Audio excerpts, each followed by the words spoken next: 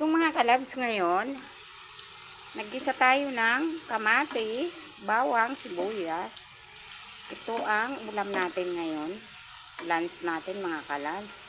Tapos ito lalagyan natin ng nagbati ako ng 4 na egg. Ayan siya. Oh. Ayan. Tapos ilalagay ko ito dito sa talong na to.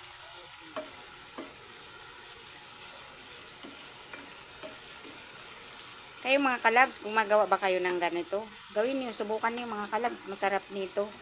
Masarap ito mga kalabs. So ngayon, paluto-lutuin muna natin yung kamatis. Kung medyo may aroma na siya, yung talagang matunaw na siyang konti, hindi naman masyadong matunaw talaga siya. Kung maluto na siya talagang konti yung ay yung kamatis, saka sibuyas, ilalagay na natin yung egg. Ito mga kalabs ha, ito, yan.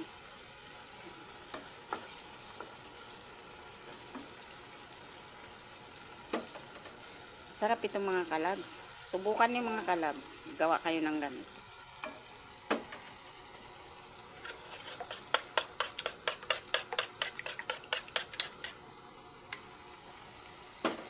So ngayon mga kalabs, ilalagay na natin. Ginisa ko yung kunti lang mantika.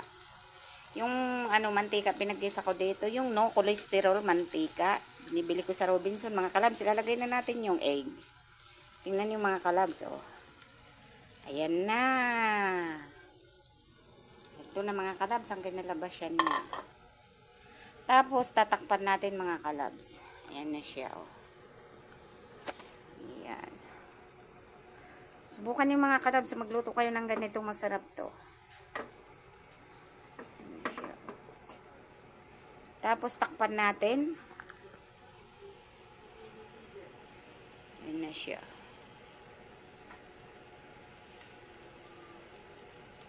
Thank you mga kalabs. Thank you. Thank you for watching. Like and share mga kalabs.